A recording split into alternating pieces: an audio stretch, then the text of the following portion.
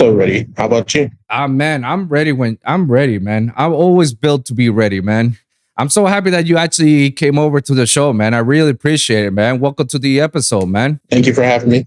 I No, appreciate it. absolutely, man. But first things first, I want the whole world to know who you are and where you live and what you do.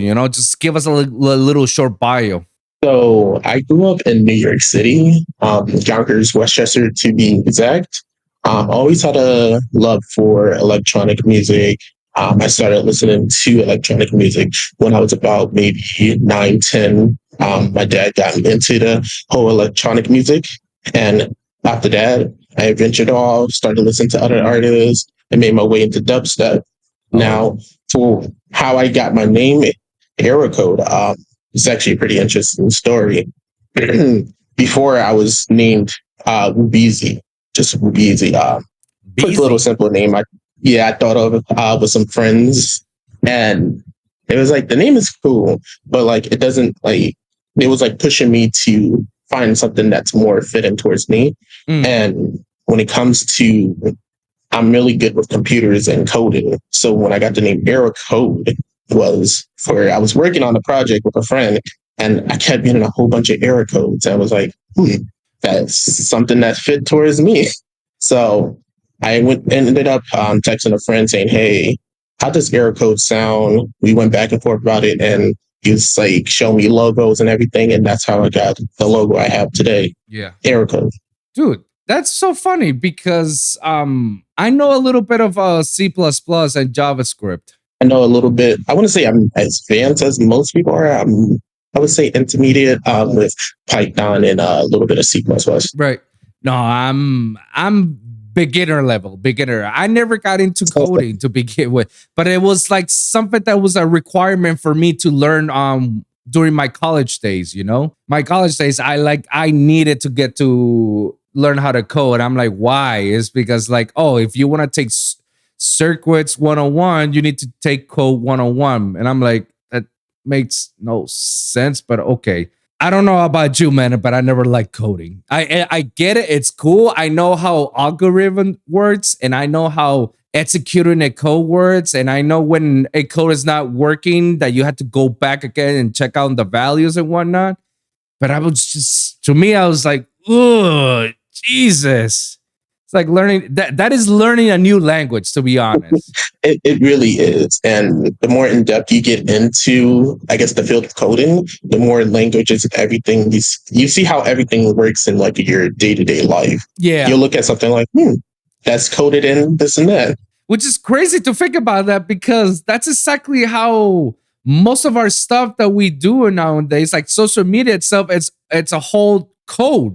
Strings of code. The whole phone, like all it takes for you to look at your phone is like, I know how this works. It has to run a certain script and then they execute it. It's like, if this, Pretty then much. that. It's crazy. And then I remember the diagrams that goes, the flow chart basically. Yeah. So now every time there's like a social media presence or whatnot, like I kind of like see it like that. I see it like, oh, if this, then that. If this doesn't work, then loop counter, go back again to its original last statement.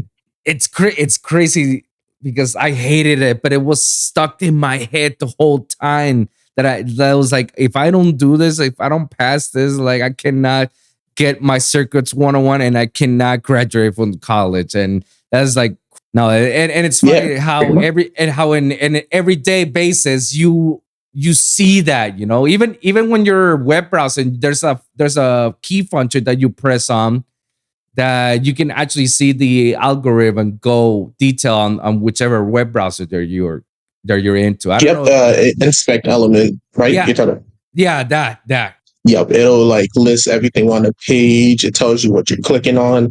And it's just, sometimes I look at inspect elements on like certain pages and just see all the codes and get fascinated by it. Be like, one day I'm going to code something really nice, like a nice web page or something, interactive web page for people. Like how, I don't know if they still have it, but like growing up, they had like those different type of Google's web pages where you can like mess with the Google letters and throw them around the screen and everything. I wanted to do something like that, but something with my own style within. So would you said that you actually take a little bit of code, but that wasn't like your big thing, right? Like you never got into that. It was just purely music. Like what actually brought you into doing code and then switching to music? So what really brought me into code, also as growing up as a kid, I would always go up to my dad and like watch him on his computer because he does computer repairs and pretty much anything Oh, with computers. So as he okay. was doing that, I took an interest into coding where that's where everything came from. And with music, it was more of a thing of I love the music that I got put onto from my father and I Mhm. wanted to learn how to make it. Later on in the future, that's what I wanted to make. And that's always been like the passion. Like that's what you really want to do for the rest of your life. This is what you see yourself doing for the next 10, 20 years. Well, always saw myself as someone who would have music as a hobby, but Mm. just have I never like full on thought about doing music like as a full time or like a career as I think of it as now. Um, but what I wanted to be when I growing up, um, I wanted to be something with coding mainly. Like working with computers, since I was always around computers, always looking at my dad fix computers and everything. Right. I wanted to do something that involves the computers. So let me ask you, how old are you? I'm 23. I turned 24 next Tuesday, Oh, okay. or just Tuesday. Oh, you still got a lot way to go, man. Absolutely. And are you still in school or you're out or you're actually Graduated planning to do, school. you're graduating? I'm planning. I graduated high school. I'm planning to go into college for music, Mm. but I'm gonna wait like maybe 2 more years before I fully go into that. And why is that? What's actually prompting you to say, let me just wait this off for a little bit and then I'll kick everything off? So I wanted to do it at the start of 2020. Mhm. I moved out of New York into PA and I Okay. wanted to start a new life and everything. But Mm. with COVID happening, it ruined a lot of my chances. So Mm. when I moved back here to New York this year of April 1st, I was like, I'm going to give myself 2 years, save up as much money as possible so I can go towards my future. And let me ask you, like, what schools are you actually planning to go? You know, like which ones you actually interested of going? So right now, my options are all in the air. Right now, I'm still like looking, doing my research on every school and whatnot. But until I want to say like probably next year, middle of next year, I'll probably have like my set answer of what I want. Like, school is good. Which Okay. school? Okay. Well, I can actually help you with that part, and I could give you at That'll be least perfect. there'll be like a few options that I can help you out, and in certain terms of searching schools. Um, when I tell people like, hey, if you want to learn, everything in general that involves the music industry as a whole, I highly suggest you take and go to a technical school like SAE, School of Audio Engineering. I graduated from there Mhm. on Miami, but there's several campuses. In fact, there's actually one campus in New York. I don't know Oh if wow. it's SAE Institute of Technology at New York. Check it out. Check its curriculum. But they have various campuses across the nation. They had like at least a good. I know there's one in Atlanta. I know there's one, the Miami one that I graduated. Yeah. I know there's two in Cali actually, one in San Francisco and one in LA. There's one in Chicago and there's one in Nashville. I'm pretty sure there's a lot more, but those are the main ones that I know. And depending on the curriculum that you want to take, you can either take a year's course like I did, and you learn everything and they divide this into 4 trimestrals or 4 mods, however Mhm. you like it. And you basically come out of there like with so much knowledge with the music industry and as a producer and as a engineer that you become very, multitasking about anything. Like the cool thing about the one that I went to, it was just a diploma, 1 year. It's still a technical, but thanks to that school, I managed to do so much with my life here in South Florida with being, like being an audio engineer for fucking Life in Color, Ultra, Yeah. and the Clevelander Hotel in South Beach where they do host New Year's Eve and ESPN and all a bunch of shit. At the same time, in my current job, which I'm the senior audio visual technician for the whole, meaning like the library has a lot of conferences and seminars every month, every 2 weeks, and I'm the main head guy for that. And I just do my thing around it, and it gave me so much knowledge because not only that, it also gave me a better understanding of doing voiceovers, like voice acting. It gives you the opportunity to do voice acting. Yeah, it's dope because they give you projects like that sounds amazing. They give you like literally practical projects. They give you stuff that's practical. They teach you how to go into a studio because their campuses are lit. It feels like you're inside of a studio. Like they have all sorts of studio rooms with all big ass boards, man. Big ass boards that are worth like the 5 digits, man. I kid you not, 5 digits to 6 figures, these boards.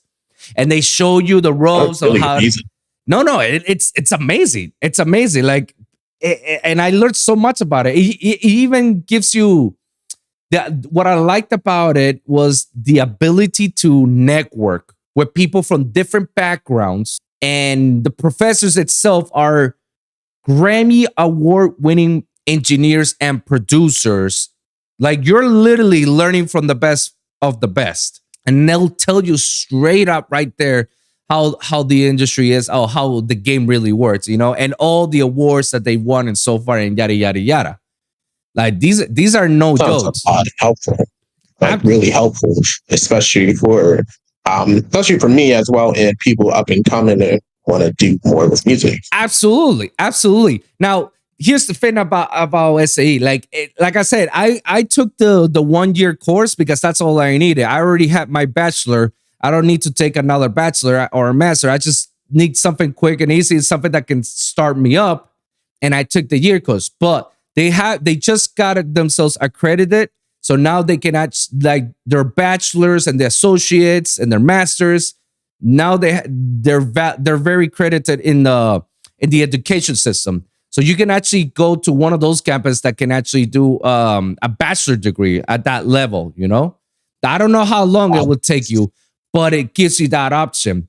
And not only that, and I can't stress this much because I tell this to everybody, like this is the best part, when they say, all right, come in with us, So once you pay off whatever you got to pay off, whether it's student loans or federal loans or scholarship or whatever, right? What's included besides the lessons, the classes, the exams, the projects, the time that you get to use the studio on your own free time, you can use whichever studio you want and all the equipment as many times you want. They provide you with a standard MacBook Pro with 500 gigabytes to start off, like a few RAMs. And within that, they also provide you an audio interface, a brand new audio interface, Apollo G. They also provide you Ableton, Logic, and Pro Tools. 3 of the biggest, DAWs in the industry and industry standards. Yeah, and they teach you classes of how to use Ableton, Logic, and Pro Tools. And they also give you native instruments like Massive and such, Contact, Guitar Rig. And I forgot what else did they give you. Oh, headphones. Some Sennheiser headphones, which are like the top-notch studio headphones in the industry, like one of the best, They give you all that. That's part of the intuition of you, admitting yourself into college. So they give you all the tools. Yeah, bro, it's fun. I loved it. I really loved it. And it's exactly what I actually needed. I managed to meet people from different backgrounds, from different, career paths. I mean, that's where I actually graduated with my homie, Nitty Gritty. Shout out to him. He and I took the same courses. And I knew from the start that he was going to take off like big time, and I was happy that I was part of his class. And so is our tour manager at that time. Well, he still is for him. But yeah, like you network with a lot of people, and the connections of each other, helps you out in the long run, That sounds so amazing. Really good. Actually, something I would go into. Absolutely. Just look it up. SAE. S as a Sarah, A as an alphabet, E as an elephant. It's Yep, I've read it in my notes now. yeah, absolutely, man, absolutely. Now that's the school that I'll recommend you. That if you want to take courses, to figure out what you really want to do, if it's production wise, if it's engineering wise, it's this or that. That's the school you will go to, and it's affordable. Now, if you really want to learn just music, that's it. Music. I just want to be better at my craft. I just want to be, making sick ass dubstep or stuff like that. Then I will recommend going to Icon in LA. Running that too as well. What I want to do with music, right now, like I want to produce. I want to become better than what I am now. Mhm. And learn how to be an audio engineer. Currently, myself, I put off producing for about like a month or two and been working more on my DJ side of things Right. and teaching myself more things that I didn't know, like in DJing, like watching videos on YouTube of people DJing and the techniques they use and trying to apply it to my own solo sets in my room.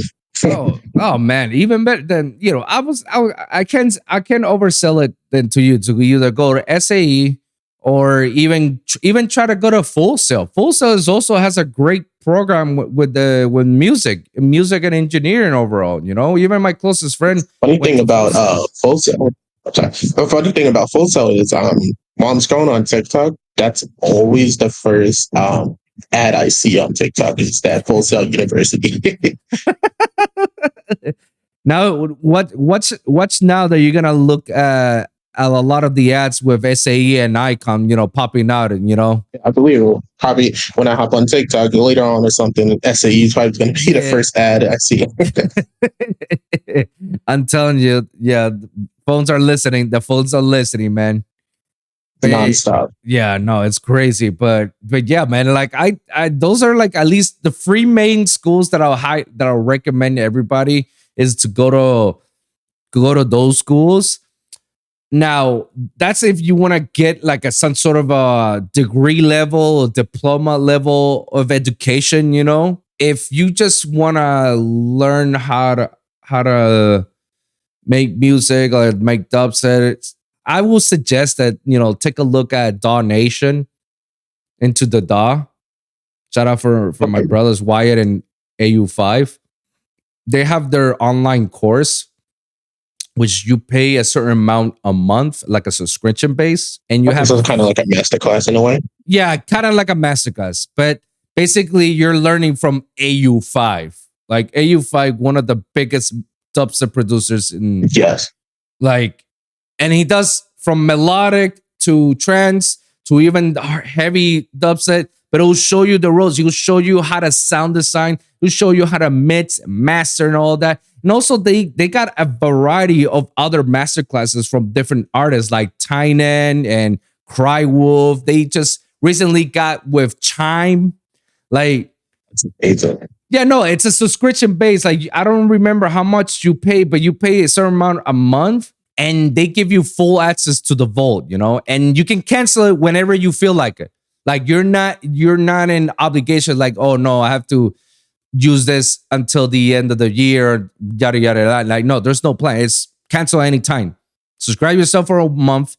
You didn't like it, all right, then cancel it, and but at least you get your money's back out of it, Or you want to like, oh man, there's so much, and I still want to learn a little bit. Okay, and let me keep it one more month so I can get a grasp it, and then reverse engineer, and then just go back again. They even give you free sample pads out of it, and they also give you like the actual project sessions of the artist. It's like, this is the project session for so and so, and here's how I did it, and you can have it yourself, so you can reverse engineer and figure out how all the crazy shit that they actually went through.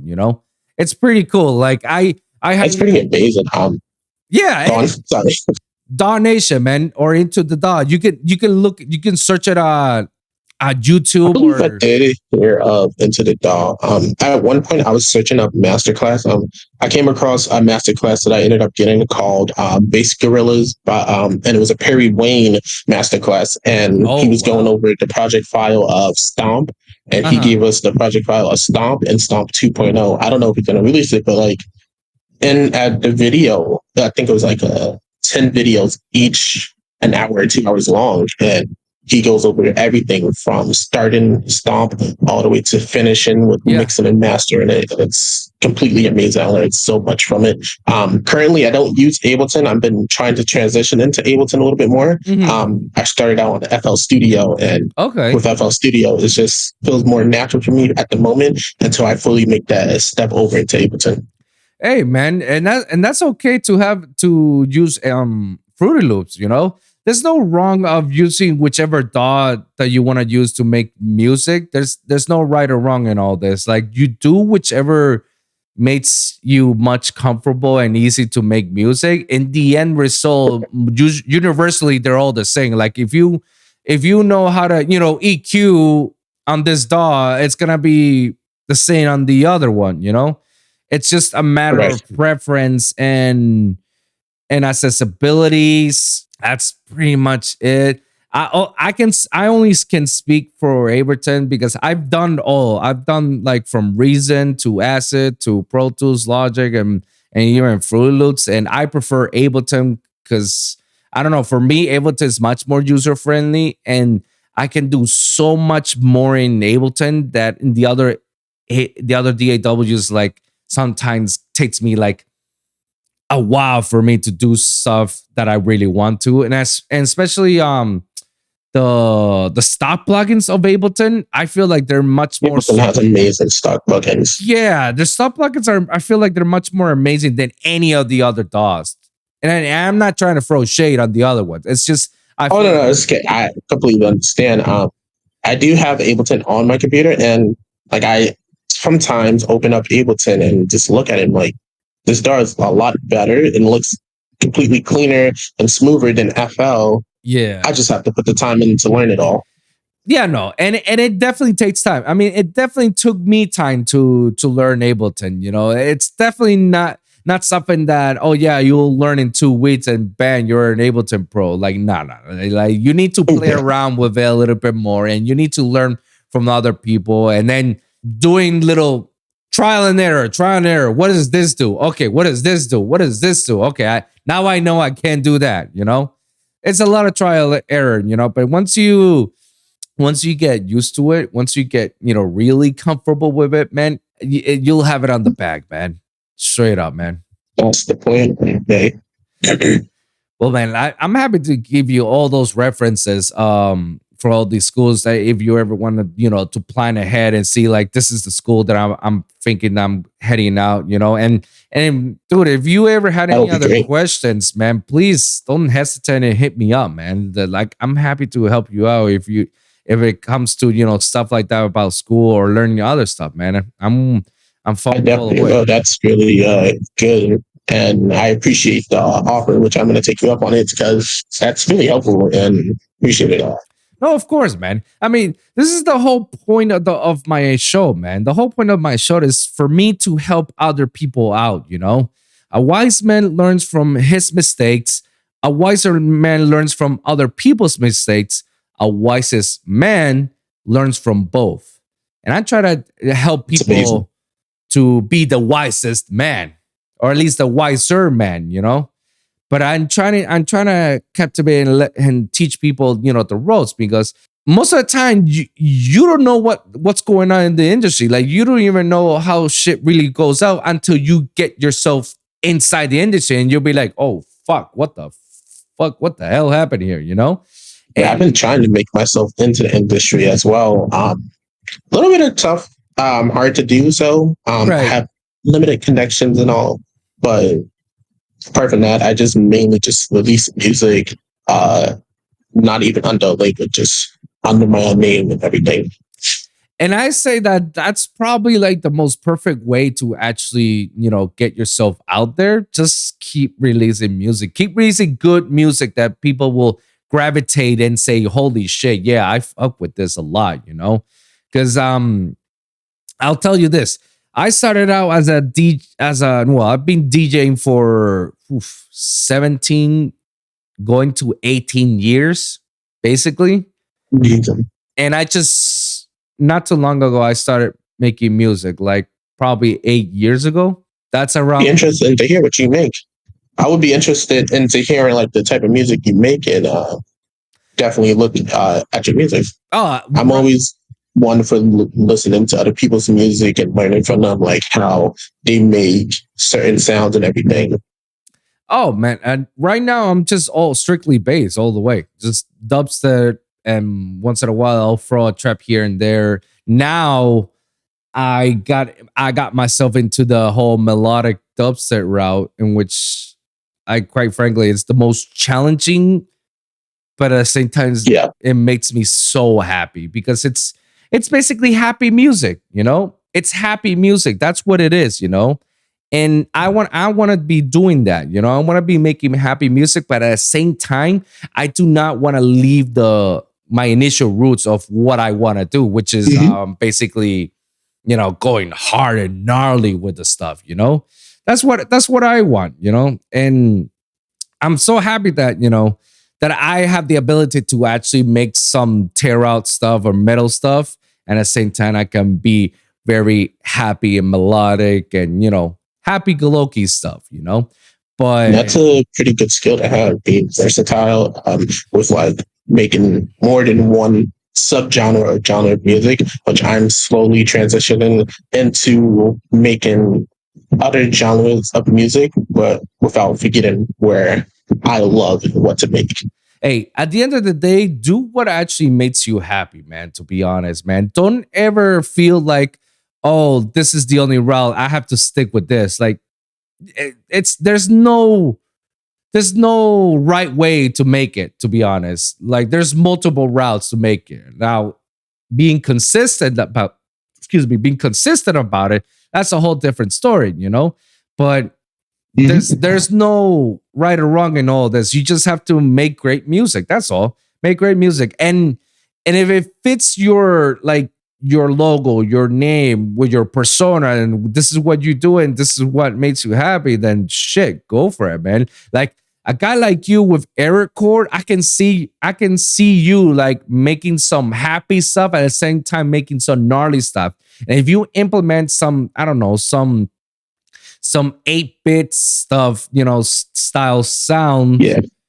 that makes it very happy, like you can nail it. You could definitely nail it, man. And like I can see that happening with your name as it is, I appreciate it. No, of course. And you can, dude, like don't let anybody else tell you like, oh yeah, no, just stick with dubstep. Like, no, just do whatever makes you happy, man. At the end of the day, it's for your own sanity, basically, man. Because let me tell you, most of the time, when I started out, as soon as I was literally about to burst out, come out and sing guns blazing, I had a little bit of fall off of myself, mentally. I burned down before I even started, which is it's not common, but at the same time, it's not rare either. Like it does happen to other people. But later on, I realized that other people has gone through what I've gone through as well. And it's because of obviously the situation involves where I used to live and where I used to work. None of that stuff was helping me creatively and mentally. I was alone all the time, so making music was just like, my only escape. And sometimes it couldn't be my only escape because, I couldn't get my creative juices out. And it's because I was always pressuring myself, like, I need to do this. I need to do this. I need to do this. I have to make it sound like this. I have to do this. And man, it's a killer, man. It's a killer once it hits I you. can see it. Yeah. Yeah. But luckily you got out of what you was going through and are doing a lot better, which is really good. Absolutely, thank you. And yeah, it definitely takes that, and it takes a lot to admit it, to admit that, like, oh shit, like I really did burn out. And once you acknowledge it, man, it makes it way more easier for you to do other stuff, because once you lose that sense of pressure of, oh, I gotta make this song for this label. Oh, I gotta make this song for this artist or whatnot. Once you lose that sense of pressure, or that sense of what's the word, man? What's the word? That I have Sense of urgency. Yeah, of urgency. There you go. Every time you open the door, man, and you just like, let me just make something right now. Let me just do something, whatever it makes you feel happy. Boom, something amazing pops up. It happens, man. It happens, Yeah. And because you don't have any timeline, or you don't have like a dateline that I need to do this quickly. You're just like, whatever, man. It is what it is. At your own pace. Yeah, at your own pace. And that's very important, because a lot of the producers don't actually take that into accountability, or don't actually use that, because a lot of producers have deadlines and they need to make sure that the song is ready before that deadline. I can guarantee you most of those guys are not very happy, because they have to do that before a certain time. And if you're not a producer that, that does things very quickly, it's gonna catch up to you, That's why certain people like me and others, like, we take our time to release our stuff. And if it's happy, it's happy. And if people don't like it, screw then. We're not in it for the people. We're in it for ourselves. That's why we're in it. That's why we're in the business, And right, me personally, I like to take my time when I'm working on music. I don't like to be rushed most of the time when it comes to music, because then I feel like, oh, I'm gonna forget something. And it happens plenty of times. Like I was releasing a song and for a remix competition, and while the remix competition was going along, I heard that there was no sub bass in it. I was like, it was because I was like hitting the deadline. It's like, oh, I forgot something. And didn't win, but it was a fun time remixing those songs. And that's the most important part, the fun time, like, did you have fun? Yes. All right, man. Then off for the next one, And let me tell you, I feel like if people do a lot of those remake competitions, not because they want to win, or helping the chances that they can win, if they do it just to get some creative juices out, guarantee the next time you do a song, it'll be much more easier, because you look at making remix as of like, all right, I got these stems, so I had to make a new song out of this. Now you make a new song out of it. You didn't win. Okay, fine. Remove the stems part. You already got yourself a new song on your own name. And whatever the stems was filling in, you can fill it in, just fill in whatever it is. You got yourself a new song. And I was thinking about doing it with the remix song that I remixed. It's probably like one of my best songs. At this point in time, I never thought I could make like decently good rhythm. I knew I could make like tear out and decent good tracks, but when it came to rhythm, I'm always like, what I gotta do and everything. And when I went into this remix competition and made the rhythm track, it came out a lot better, in my opinion, a lot better than the other tracks I have made in the past and other remixes. And that's actually very common for a lot of people. Sometimes you cannot make anything out of nothing, but you can only make it when you have something on it. It's called like, you can only start something when you have a skeleton. When you have a skeleton, like the stems, that's when you go nuts with like, oh shit, maybe I could do this, I could do that, and just work around it. Just like did this, and bam, you got the song out. Versus like try to create something out of thin air, just imagining it's like, what is it that I can do? Sometimes it's hard. It really is. For the longest time, still to this day, I have the most trouble with making intros. For something with it, I cannot make a decently good intro. Let me tell you, because the intro is the. No, go ahead.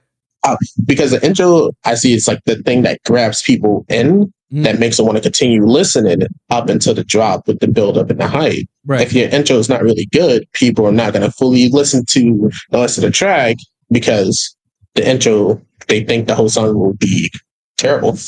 And I'll give a little pushback on that because sometimes I really don't care about the intro. In my personal opinion, I really don't care about the intro. I only care about the drop, mainly the drop. If the drop for me is hard and it clicks with me, I'm like, all right, I fuck with this song. And if I like the drop, then I'll listen to the build up that builds up to the drop. I'll listen to the verses, the breakdowns, and then I'll listen to the whole song, because there's times in which I've listened to songs and I feel like the intro is a long, or the intro to me is whack, or it's like, it's not really like captivating. But then when you get into it, when you listen to the build and the drop, it's like, oh shit, this shit is a banger. But that's me. I'm pretty sure there's others like me out there that they probably feel the same way. Yeah, my weakest is definitely the outro. For the life of me, I don't know how to finish a song. Like how to finish it like this. I just finish it with the drop, and then just like that's it. Because normally what I do with outros, I'll take the intro, but reverse some sounds and add newer sounds so it's ending and EQ out the track. Taking that route, I've met others that have taken another way to doing the outros as well. For me, it's the fitness is like I think about it as from a DJ standpoint. If I'm DJing and I got a song, I really don't need the outro. I just need the build up and drop, and that's it. So I can just like mix very quickly. And then that song, because I go build up, drop, then build up, drop, then build up, drop. And then some songs I'll give a breather so people listen to the breakdown and then build up again to another song and so on and so on and so on. So me having an outro to me is like, it's like I would never get into it. It's very rare. Probably for my songs, I'll put the outro, just to go transition to something else. But other than that, it's like I only care for the build up and drop. I completely understand that. Like the intro and the drop, the intro and the outro are good, but a lot of people, like you said, do care about the build up and the drop. Yeah. Just my view on it is, me personally, I like a nice, good intro to a song to get me into the feeling of, hey, the song is about to be really good, to build up my what's the word I'm looking for? To build up like the hype for me for the song and enjoy it even more. So when the drop comes in, I'm going crazy. No, absolutely, man. And that's basically most of these bass musics. People only want fuck with the drops, and when you hear the sets, it's all that. That's where my creative process goes. My creative process starts with doing the drops. What's your creative process? Most of the times, I'll try to work on the build up first, and then like I'll work on the build up, and then in my head I'm thinking, oh, this will sound cool at the build up. I have a build up and go pop, pop, pop, pop, drop it, and then it drops, and then work on the drop, then intro, and then when it comes with the intro, I suck with intros. But how long does it usually take you to start a project? Let's say like I started this, and how long does it ever take you? So you start like a track. It varies. Like when I want to start a track, it mostly comes after hearing a song that makes me want to start a track, and depending on whatever the song I'm listening to, I like go into my DAW and start working on a track, not of the same type of drop anything, but just something to help. And do you use like reference tracks in order for you to get yourself motivated to do all this stuff? Like, do you have any examples of stuff like that? I actually do. So a lot of my sample packs and stuff I have like, previews of like what the sample pack will sound like and everything. I'll sometimes use that little demo they put as like a reference of how I want my song to sound a little bit. Okay. That, or I'll listen to one of my favorite artists, which is Sullivan King, big Sullivan King fan. Shout out to him. Yes. And I'll like listen to his track down in my DAW and like look at how he works on certain songs. I really love how Sullivan King does his music, to be honest. Yes, it's so amazing. bro. Like, So like metal and dubstep both together and just amazing. like Jesus, like it's not only that he's very good with doing the metal part, like having the like he can do the guitar, he can actually do the screaming, and then the drops are just gnarly and nasty. But Especially also, live. oh, I cannot wait to see him live. To be honest, I honestly cannot wait. But I've seen him a lot of times live, and especially when he brings out the guitar, I'm like going crazy yo, because that's amazing. so does like in his actual performance, he actually brings out the guitar and starts singing, and then the song just goes with it. So some of his drops, he'll like while he's DJing, he'll I guess play a song, and the drop will be the guitar part. Oh, So like you're hearing the drop, but you're hearing the guitar yeah. that he's playing the guitar on the drop. Oh, oh. So he's Yeah, playing it is on pretty sick. live, Hmm. is what you're saying. Pretty much, he's playing the guitar live. At the build up, once the drop hits, he plays the guitar drop live, and sometimes do a solo too. Shit. And he goes, it's Like in his like he goes exactly with that same energy, screaming at the songs. sometimes if it's one of the songs with lyrics in it. If not, you just seen him, headbang with all of us while Right. playing the guitar. Like in his Lost Land set, I didn't go to Lost Land. In like when it first, I want to say year 2, Mhm. where he was playing on stage. And I think for about a good 30 minutes, he was playing the guitar, and it was just like the major thing I ever saw. And I try to be at all his shows here in New York. Well, I'm waiting for him to come over to Florida. I'm pretty sure he's probably been to Florida a couple times. It's just I never had the chance, Most the likely. ability to go there. But I definitely want to see a set of his, man.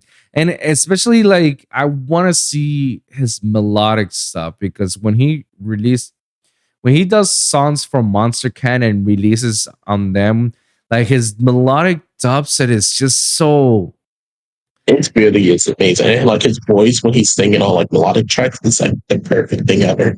Bro, like I feel like, damn, bro, you can't do no wrong on the dubstep. Like you can do everything in it. Holy shit! Like the Yep. song itself is nasty. My favorite song up to now from him on the melodic dubstep is the Something Else.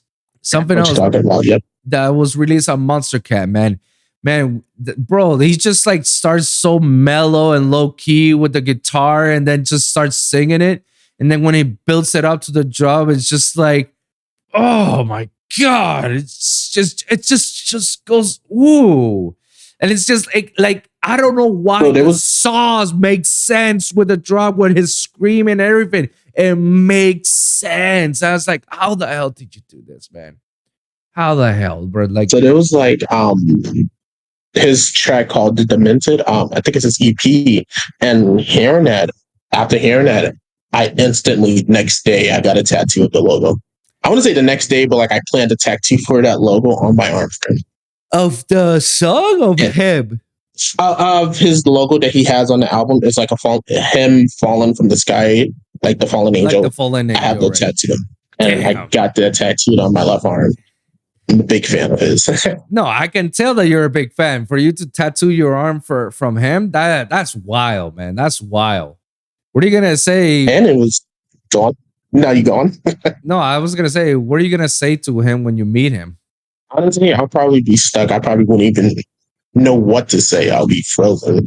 I can say Like, I could safely say it's okay to meet your heroes, man, but just don't be a fangirl. All right, just be humble. Yeah. Be like, yo, man, I appreciate your music, man, and keep it moving. Keep it moving. That's all you gotta do, man. Also, if you're trying to get into this whole music business seriously, that's your perfect time to network with them. It's like, that's where you actually go ahead and ask them. It's like, hey, I don't want to take up. I actually time. met some pretty decent. I want to say like I met them, but like I talked to them here and there. Just recently, Vastive. I sent them a demo track of one of my songs. I have a collab with a friend, Mhm. and he asked for the full song, and I sent it to him. That was like the happiest thing ever. That was my Yo. track that I have coming out in September on Kaiju label called Rhythm Brothers with my friend Waveform. Yo, that's fire. Congratulations. Yeah, I appreciate it. Hey, damn, that's a big step right there, man. The fact that he asked for the full song, bro, that's a big step right there, man. It's incredible. You're already heading to the right direction, man. When he asked for it, I was like more surprised that like he really think like what I made and what my friend made was really good. And I was like, I told my friend, and he's like, yeah, send it to him. He ended up sending me another copy, like our final version of the song, and I sent it to him. And the day I get a video or hear it live will be like everything. Like, Dude, that feeling is sick. Let me tell you, the first time I got that feeling was when fucking Adventure Club played my first collab with Big and Slim on wow, that's amazing. Lollapalooza. On Lollapalooza. That's a dope as hell. I know who Big and Slim is. He has like a remix of like the Purge Planet. That's amazing. Oh yeah, the Purge Planet remix is sick, bro. Shout out to my brothers. I'm actually gonna interview one of them this Saturday. This weekend. That's dope. Yeah. I don't know much people like I wouldn't say famous like up and coming DJ and stuff. My circle is pretty small. I got a couple friends like me, my friend Wayforn. I have a friend named Chris, Hyperfuck. I'm trying to get into producing because he's really good with DJ and I want to help him get into the producing side of things. And then I have my friend Cricket too, who's teaching me to DJ even better. Well, you started to have a good circle so far, man. And that's actually pretty good, man. The good thing about when you're starting out and you got a small circle of friends and that they're up and comings and you're all going the same boat, man. The good thing about it, the best thing you guys can do about is help each other out, get bigger with each other, And the fact that you're already at the Kaiju Pit Discord, with Destroya and some of these, sick, talented guys, that's already another big step that you're already taking, Those guys are freaking insane. Yeah, bro. I'm happy that some of these guys I'm about to interview them as well, which is dope from Destroyer. Shout out to him, man. But yeah, big shout out to Destroyer. Yeah, absolutely. He's a G, man. He really is a G. And not like so I feel like what he's doing is him and a few other people are like one of the few people who actually are bringing, underground music and up and coming artists putting in the map. And I commend them for that, bro. Like, I don't see that many people actually looking out for other up and comings like he does. And pretty much, yeah. Like the big producer always like the big top up ones always want to like they look out for like the ones that are already made it. And what the show does is really good. He's helping all of us up and coming producers, DJ, and what we are starting from nothing into something. Yeah, because he wants everybody to eat, basically. He wants everybody to succeed. He wants everybody to win. And I follow that philosophy. That's my philosophy as well. Anybody who wants to come over to the show or a show is more than welcome. And I want to put you guys in the map.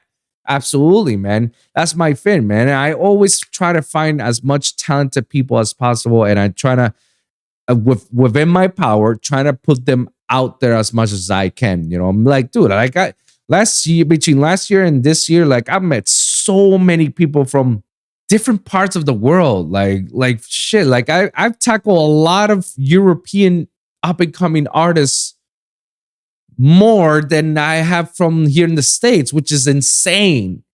And it's insane. And it's amazing to. It's not just amazing. It's just a wow for me to believe that. Dude, how is it possible that these people have not been discovered or have not been snatched up or have not been put out there in the map? Like you guys, everybody who's an up and coming, who I've interviewed and is getting there, it's killing it. You guys are basically like hidden gems within rocks. And I'm shocked overall that why is it that I'm finding these gems and nobody has? Nobody's paying attention to it. Like, why is it? And that's where I go. That's where I tell my friend Waveform too. Like I always tell him like he has a talent. He's super like gifted. Like his music that like the collab we worked on, and his other songs that he showed me are so sick. Like songs that you'll hear at a festival on main stage, and That's I'm like, wow.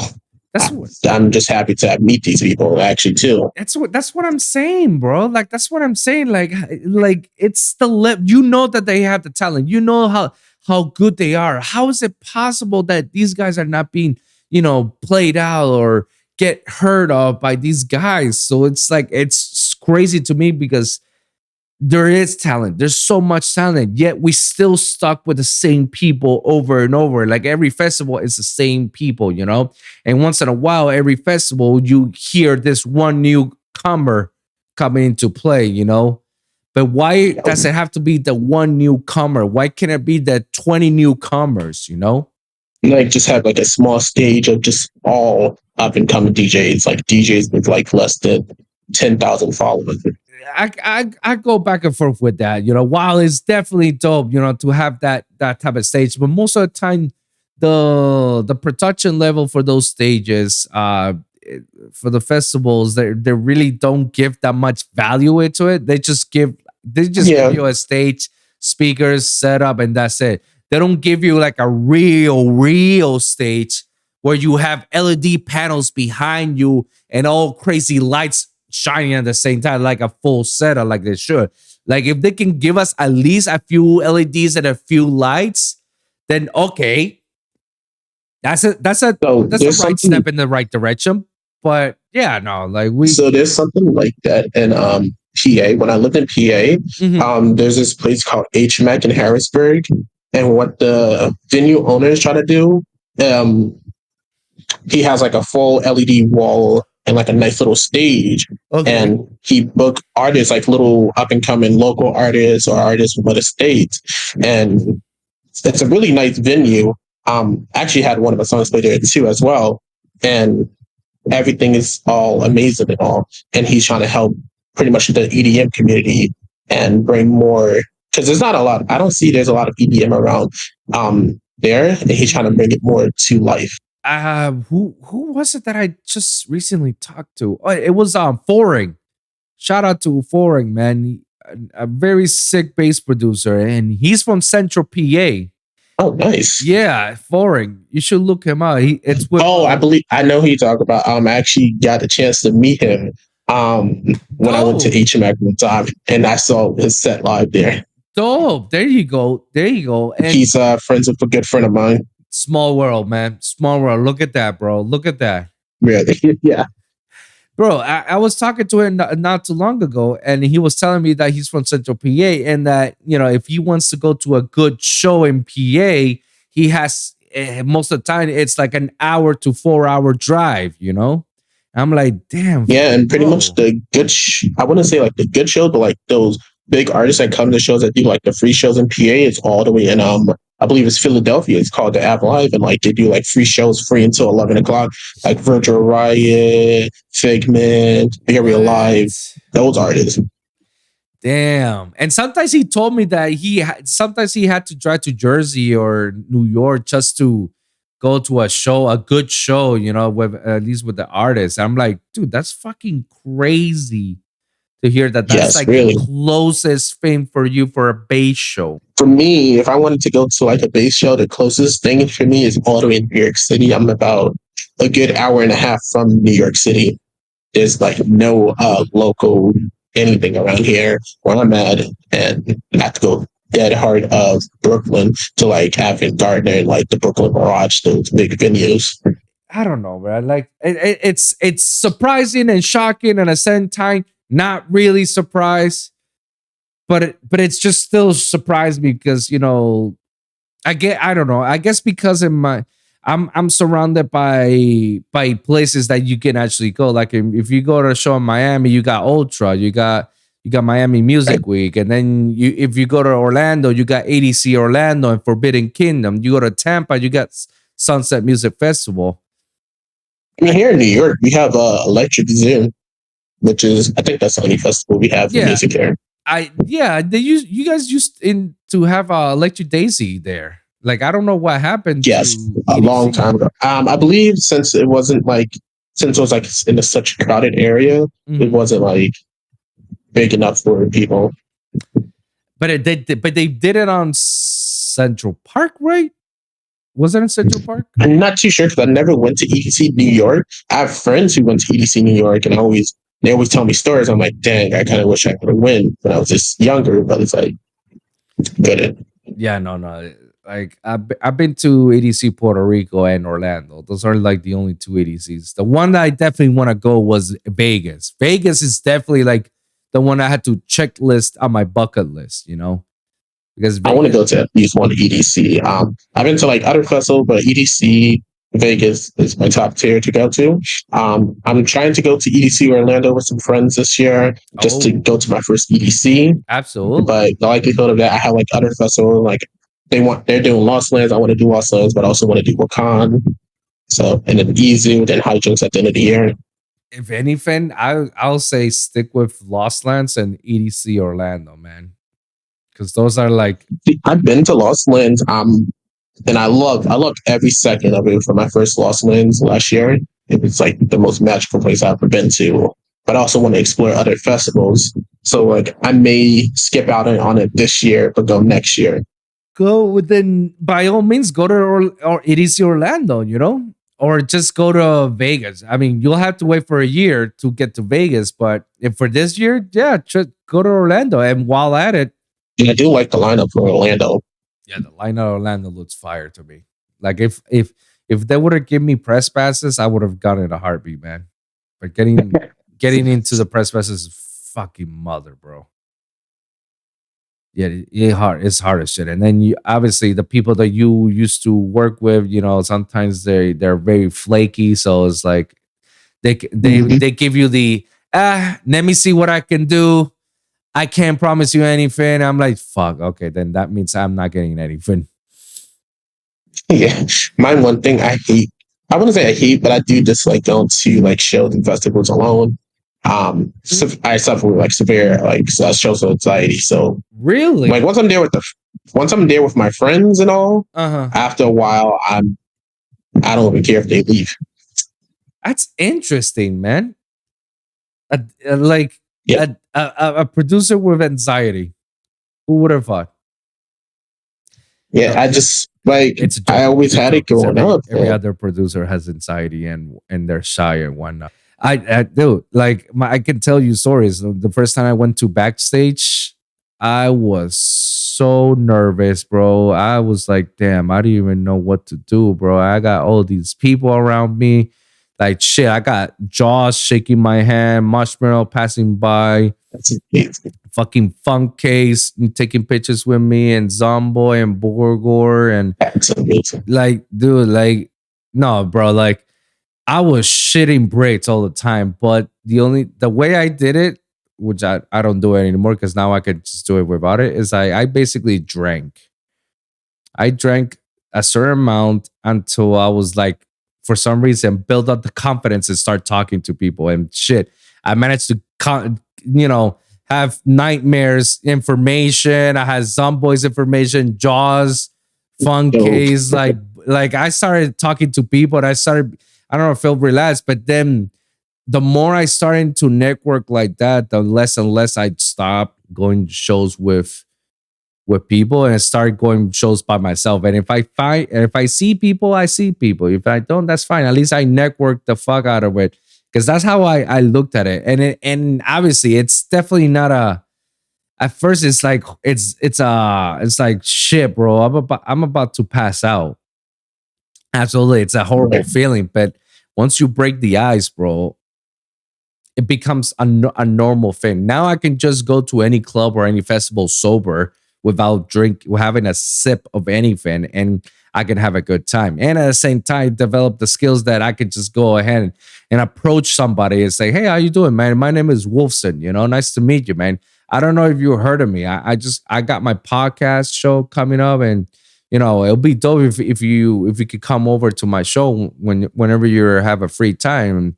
And that's how I do it. And I do it now even more frequently in the DMs. I just DM people a lot, and And I I get had a a little bit of going.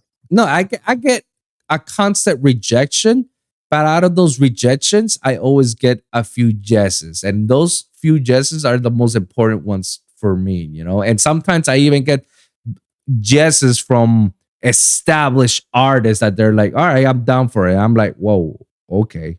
And this was just like shooting in the dark, you know. And now I'm just confident enough to just talk about it. It's just breaking the ice at the end of the day. Just break once you break the ice, bro. It becomes a natural fit for you, man. Like when Destroyer posted about the your podcast, at first I didn't know who he was, and like I was listening to some of your podcasts. I'm like, maybe it's something I should do, and I was like getting nervous. I was like, should I? Like, yeah. It took me a while to even message back to even talk about the interview, the podcast interview. I was like, I just said, fuck it, took a drink, did it. And that's a big step already. See, you're already heading into the right direction. You're already sitting down. We've never met other than just talking a few, and we're having a conversation right now, you know. And that's already a big And it's step right amazing. there for you, man. And I'm happy for that, man. I'm happy that you're actually taking these steps. Hey, it's the little steps, you know. That's how you get there, man. Little by little, man. That's it. You'll be good to go, man. In no time, you once you finish talking to me, man, you'll try to shoot yourself. Like, hey, you said it yourself. You already talked to Sullivan King, man, and you sent tracks of it. The fact that he reached out to you back and placed, Oh, Vastive. yeah, Bassett, He said something. Sorry, I'm sorry, Bassett. The fact that you managed to talk to the guy, that's already a big step. Now you just, I was like, I was more shocked than surprised. He even took the time to listen to the songs I sent him, because considering like he's like a big up and coming DJ, they're always busy and everything, and the fact that he right, took time to listen to someone he didn't know music really felt amazing. right, dude, and that's all it takes, man. And there's no like the worst thing that can happen if somebody says no to you. That's it. That's it. That's the only Yep. worst thing that could ever happen. Somebody says no to you, and you're just like, all right, you know, I appreciate your time. Move on to the next one, and that's it. That's all you could do. Now, just start networking in social media, because I'm not a big advocate of social media, to be honest. I don't like social media at all, but I have to use the platforms to promote and expose myself with my podcast and try to, and that's how I get all my interviewers, all my guests to my show. I just DM them, and once I DM one person, another one's gonna follow up, and so on and so on, you know? And Correct. yeah, like take advantage of social media. If you see somebody, you know, DM them. You know, there's nothing wrong about There's been that. But you just have to there approach been them. times. You just have to approach them like the way you approach me. You know, friendly and whatnot. You know, just like ask them for some feedback. You know, don't go with the yo. You should check out this fire track that I just made, or yo, we should collab, man. What's up?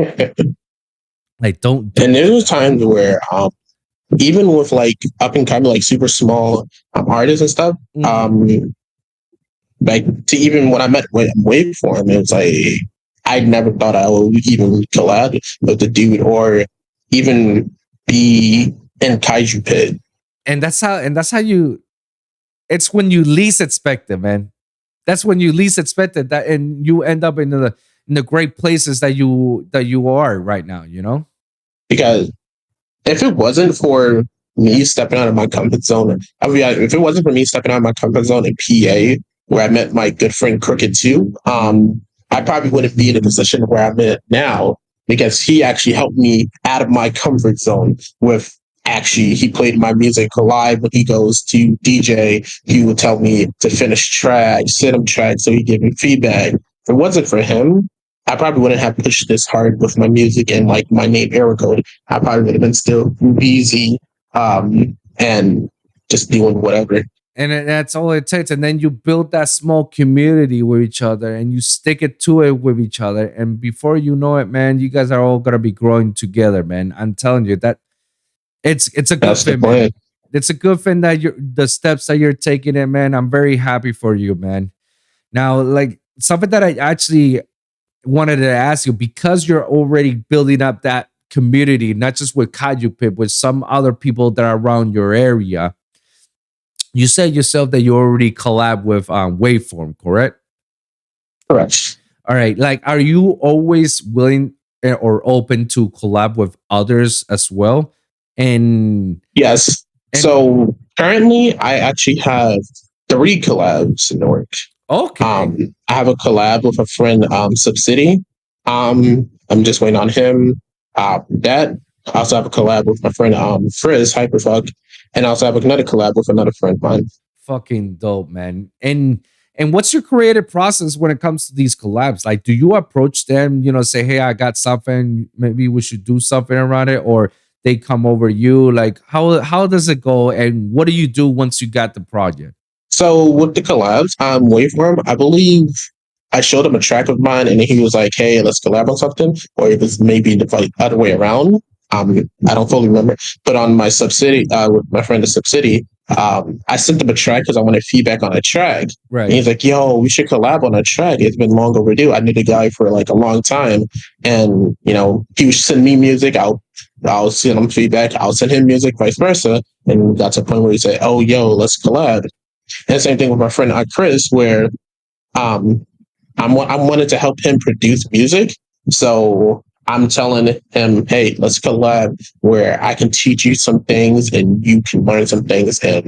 And And are you always willing to try other genres outside of bass? Like, you say that you normally will try to do tarot and rhythm, but are can you do others like future bass or housey or drum and bass, stuff like that? so interesting you mentioned that. Yes, I actually have 2 drum and bass IDs I just finished. I Oh, worked on the other day.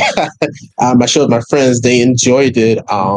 So with drum and bass, I did say at one point I wanted to make a second alias, named really? Celestial, and have it just strictly drum and bass, and have my ErrorCode for dubstep and bass music. I dabble in a little bit of future bass. I have like 2 future bass tracks and melodic rhythm, which is color bass, one Yeah, color bass color track. bass, of course.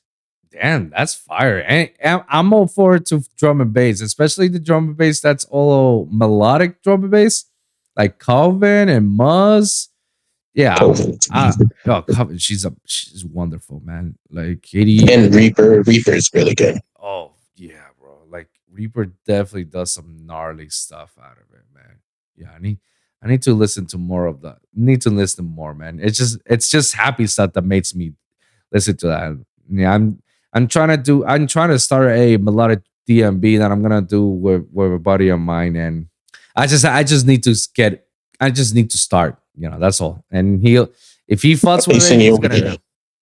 Hey, I can send whatever I can you definitely got. send you over the IDs, the drum and bass IDs too, as well, if you would like. Absolutely. Send some, man. I'm more than happy to listen to, bro. Absolutely, bro. Will do, actually. I'll I can send them now or after the stream Yeah, or the podcast. absolutely, man. Now, like something that a lot of producers that I ask a lot, and everybody has given me a different answer. And there's no right or wrong with these answers. Now, the concept of writer's block, do you actually believe it, or you feel like it's just a fake, excuse of saying that I'm just being lazy?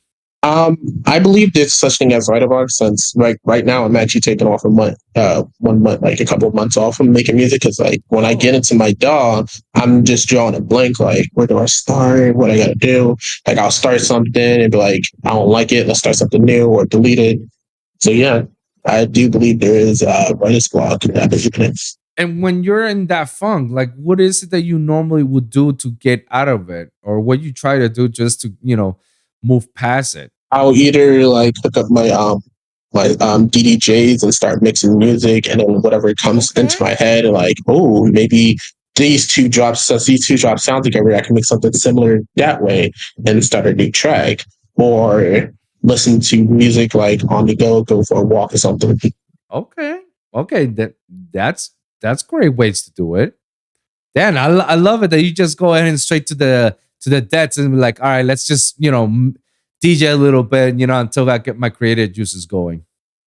Because in a way, I also want to work on becoming a better DJ as well, becoming a better producer. So if I can't work on production, I could go over and work on mixing to become better. So I have something as a backup. There you go, man. You're already moving up the ladder, man. There you go, man. That's great. That's great to hear, man. Now, when it comes to the concept of sound designing, do you believe as an up and comer, should it be a very necessity or luxury? It should be a necessary. You should be able to like have that sound where someone plays a track, they know it's your track. Like how Wooly does his, like when there's a Wooly track, it's Wooly, like Cision or Sullivan King, it's dumb. That's something a lot of up and coming producers should like take serious, in my opinion, take serious, as well as myself too, as well. Take sound design as serious as I'm still learning to. I would say I'm still trying to find my sound as that is, so to speak. And let me tell you, it's gonna be a while when you find your actual sound, like something that will define as this is ErrorCode. When every time I listen to these songs, it will be a while for you to actually get it. But once you actually find it, man, there's like, bro, like I'm slowly making progress. Because most of the track I try to do like a small like sample of like a glitchy area, either whether it be a sustain or one shot in there that you hear, something that's not in any track that I don't hear. And so, what do you do when you're sound designing? Like, what's your whole process around it? So when I sound design, well, since I currently still like kind of have a sound, I use that same patch I use Serum for my sound design. Okay. And I work on that patch and just like edit small things, maybe add a compressor here or change the envelope or release and sustain it all, add a sub noise, just something to change up the sound, change the wavetable, the position, use different wavetables, download different wavetables, and just see what I can come up with, something that'll stick with me. Damn, bro. Okay. And do you actually like do any resampling behind it?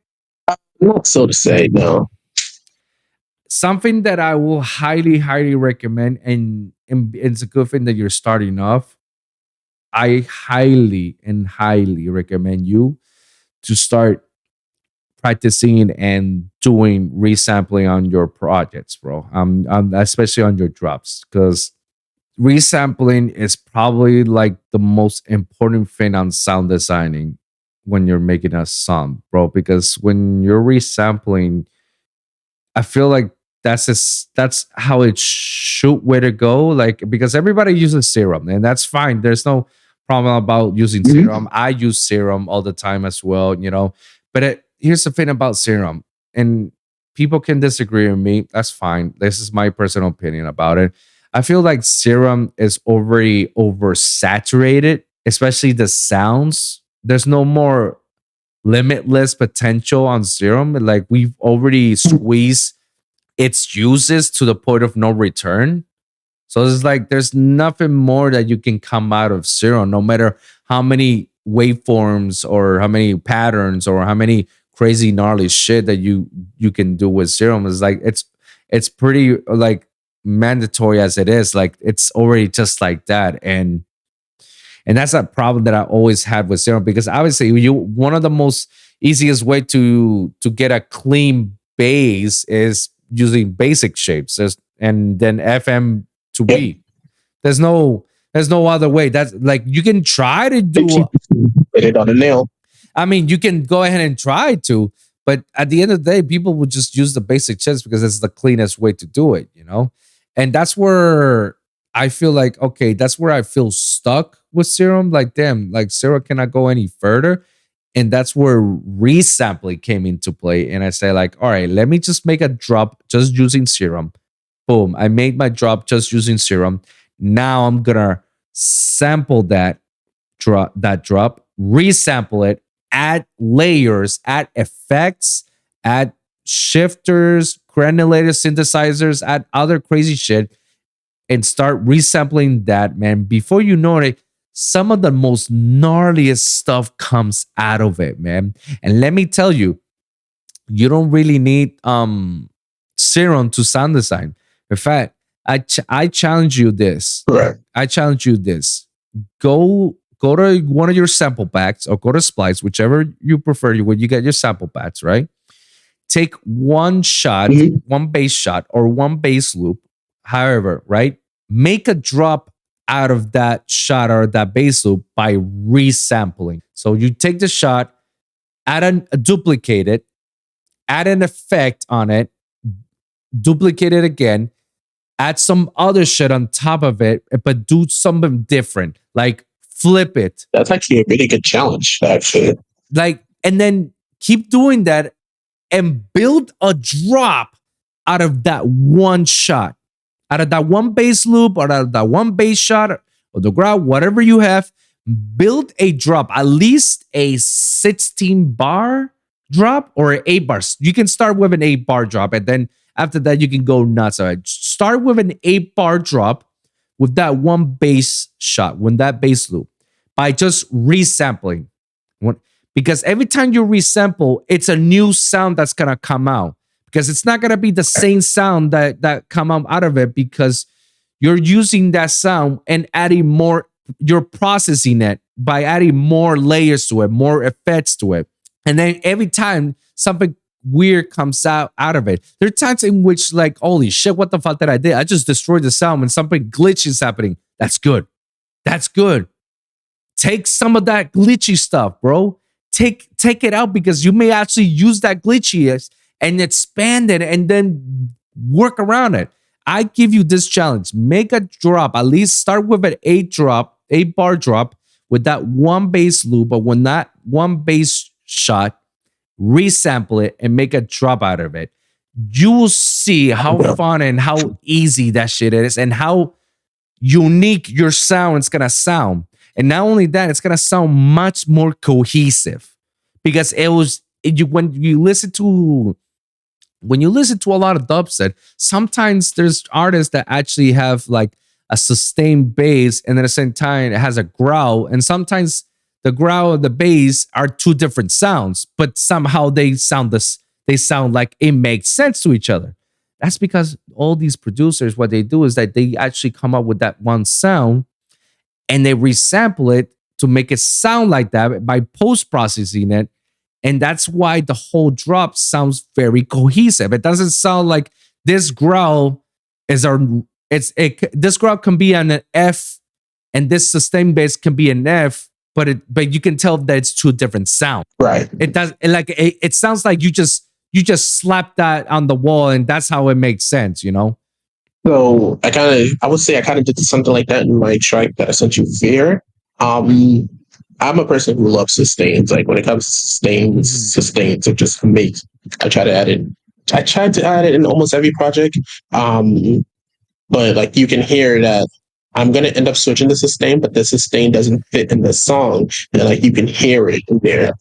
Well, dude, I'm gonna challenge you to take one random sample from Splice or somewhere, take that bass shot and make a drop out of that one bass shot. Make a drop out of it. Yeah. And believe it or not, you can do it and I can do it. We can have the same bass shot and it's gonna sound differently no matter what. It's gonna sound differently the way I do it and then the way how you do it.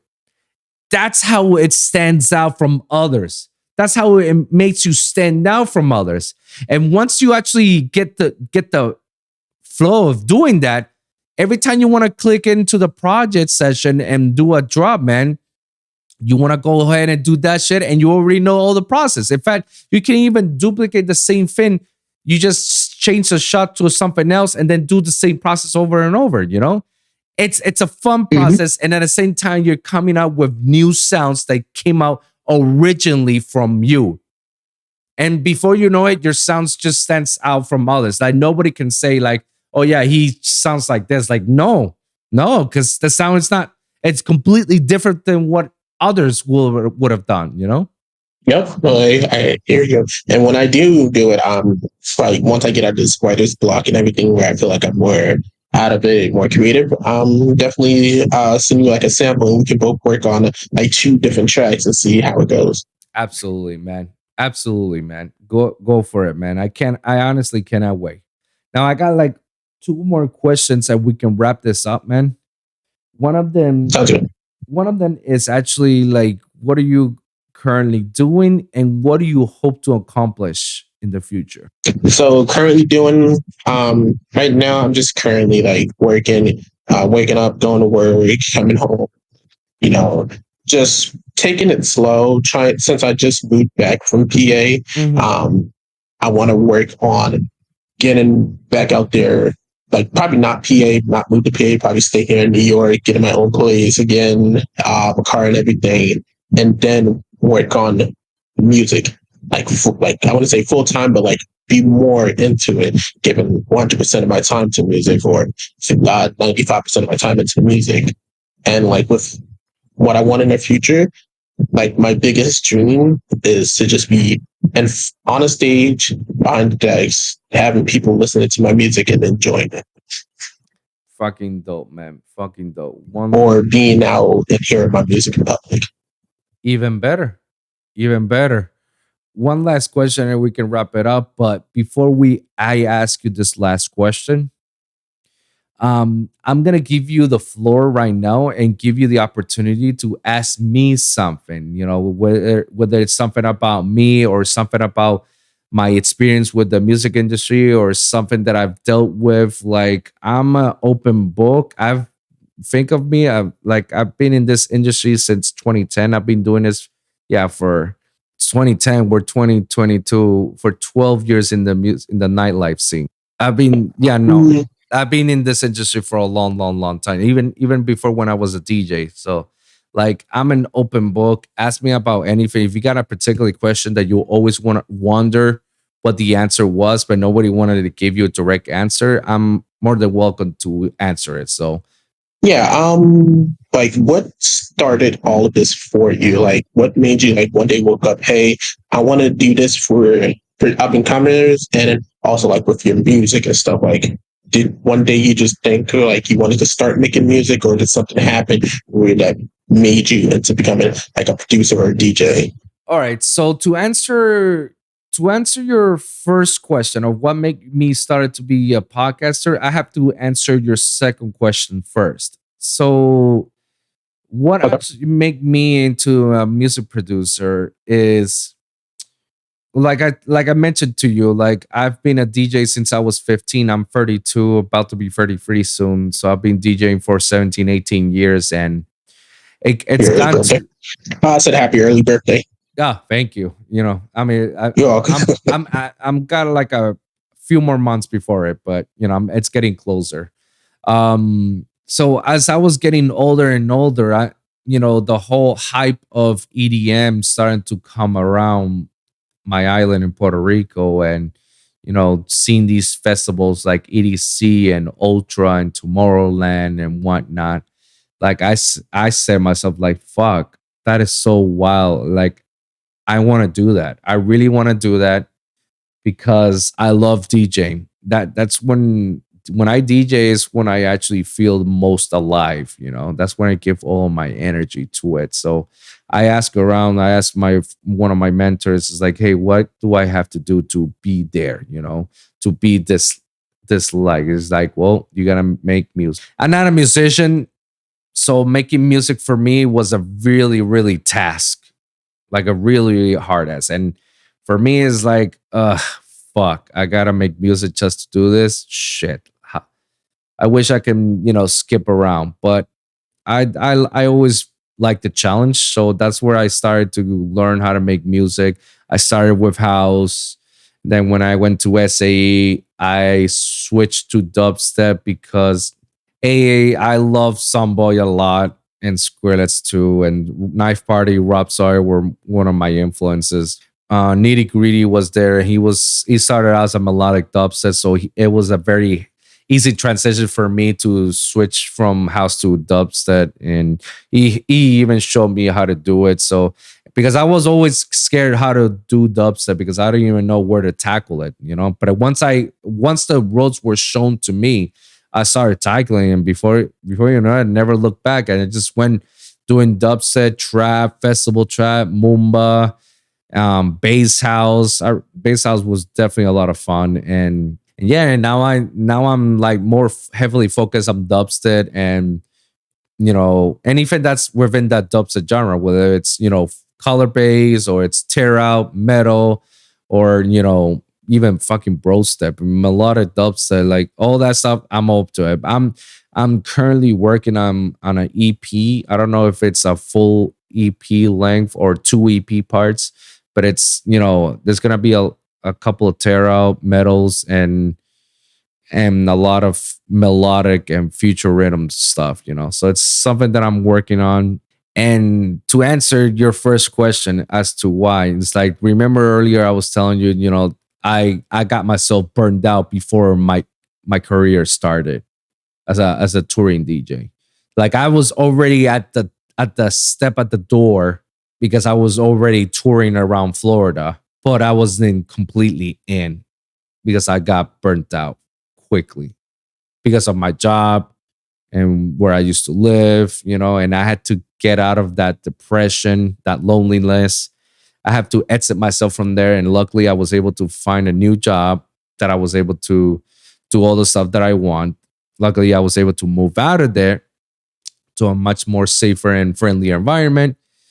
And, a few years later, I met the love of my life, and yeah, and then I started to do stuff that makes me happy. But at the same time, I feel like, I feel like music wasn't really my calling call as I was trying to make it, because I felt like I was starting to sound the same as others, I was already getting old, and I don't feel like this fin was about to take off anytime soon. And then it will be a whole lot more to reinvest. And it's funny because it's around that same time I was already listening to podcasting with others, not just EDM podcasts, but with other podcasts. And that's where podcasts came into play. My cousin, said like, dude, like you got so much knowledge in the industry, about the industry and about music production and whatnot. Like a lot of people will listen to you. And I'm like, I don't know. I don't know if people will listen to me or not, like I wouldn't know, like, but I do, like, I have like this urgency to, like, I want to talk to somebody. I want to talk to you and myself in front of the camera, just break up a mic and just do it, or even talk to you or talk to other guests that are in my show, and just want to be able to like blow everything that I have, just let it all out, man. And then tell you, it's the best feeling ever, man. One of the reasons I want, like I told you earlier when we started it, one of the reasons I started the podcast, because I have many reasons. One of them is, to help people out, help people like you, to expose them as much as can, to find those hidden gems, and put them out there on the map as much as my power, And the fact that I'm able to talk to people like you, and fact that I'm in some way, I was able to help you in some way.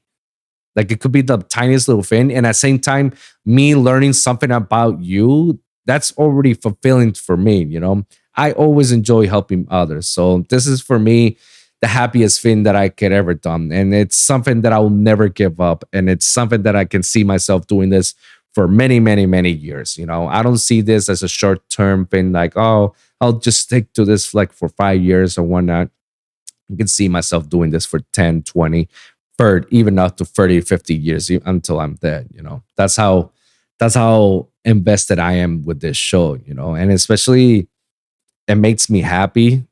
I feel like that's like the most important thing. Like if you do something that makes you happy and you don't feel like you're forceful, like it makes sense. And I really don't care much about, the count of my viewership or my followership. That numbers for me isn't really my issue. I obviously I want my podcast to be big. I definitely want to reach out to the audience as much as I can, and have this audience see all these talented people, and hear these experience, these stories from these people, because everybody goes for these struggles. And if they hear this might, who knows, that this could help out someone when they were listening. It's like, holy shit, I thought I was by myself, doing this, but no, this guy was doing it. And this guy that I follow a lot, he's been going through it too. I don't feel alone anymore. I actually feel now connected. And I feel better now. And if that helps someone out there, if even it means one person, if it helps out, I'm already fulfilled, man.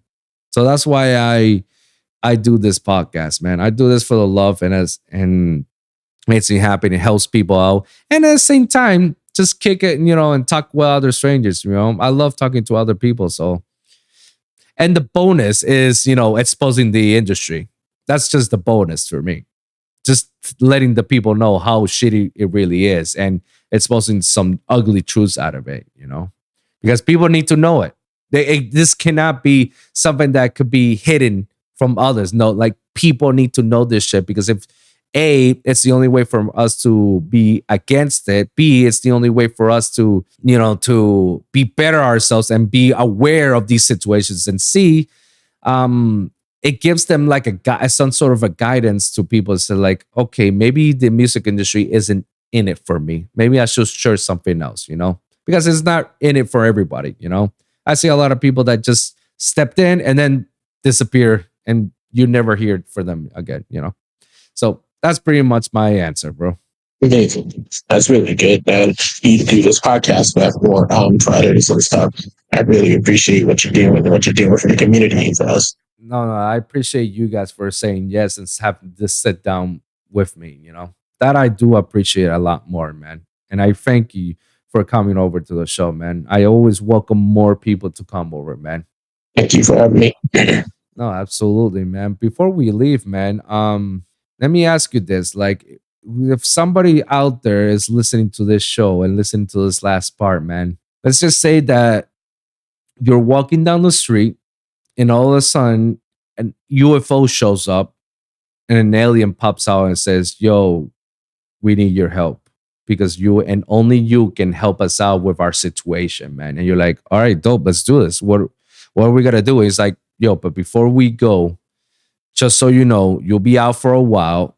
We don't know when are you gonna be coming back. Here's a piece of paper. Write 3 pieces of advice that you will give to someone. What are those 3 pieces of advice? 3 pieces of advice that I'll give to someone is if you feel like you are unhappy with anything, whether it be relationship, music, or anything, don't be afraid to speak up. Speak up for yourself. Don't be afraid to keep anything out and make sure people know your true intentions of anything. Second piece of advice, do what you love and don't let no one tell you different. Because at the end of the day, this is your life. You are put on this earth for your life to live how you want it. Just follow the rules and be a good person. My last piece of advice I'll give to someone is don't be that person who put other people down because it makes you happy. That's a very, very good. Be humble. Yeah. Yes, because you get far in this world if you are humble rather than someone who is. Yep. And I'm a test to that, man. I've been a advocate about, just be humble in this industry, be a nice person, be friendly. Obviously, don't mix with being friendly and humble with let others people use you. Like don't be too good about set boundaries and be strict. Yeah, be set some boundaries, but be professional and be courteous about it. Be very humble and grateful about say like, oh, thank you for the opportunities. That's what's important, the opportunities, because there are more than one opportunities that are gonna come up, Always be grateful about this and be humble. Don't ever be like that type of person that's like, I'm doing this because I see this as a competition and I want me and me only. Like those people are never gonna last long. And I've seen them fall harder than you can never imagine. Like they're at this point, like I don't even know where they are right now. That's how I know they fall off from the map, Well, dude, thank you very much for having this time and have this sent down with me, man. It's an honor, privilege for you to come over to my show, man. Thank you so much for having me in this interview. Really appreciate it. Of course, man. Of course. Before we leave, plug yourself out. Let the people know where they can follow you and what they can expect from you in the future. You can follow me on SoundCloud at ErrorCode. My Instagram is PRESANTIC. And what you can expect for the future is you'll be hearing a lot more of me. I'm going to be pushing hard for my music, a lot harder than I am now. I'm going to be pushing hard full force and Let's go. hope to be out there one day and have you as a listener. Absolutely, absolutely. My man, thank you so much for coming over to the show. Thank you guys for listening. And remember, every week is a brand new episode with a brand new topic. So always remember to like and subscribe for your weekly episodes at the Lone Wolv Podcast for SoundCloud, Spotify, Apple Podcasts, and iHeartRadio. And of course, the YouTube channel at the Lone Wolv Podcast. That's youtube.com/the Lone Wolv Podcast. When you can check all my latest episodes. Comment down below. Let me hear your thoughts. Share your experiences. If you guys got a specific topic that you want me to cover, please let us know in the comments down below, and we'll do our best to cover it on the next episode. So thank you guys for tuning in, and we'll see you guys at the next one. All right? Peace.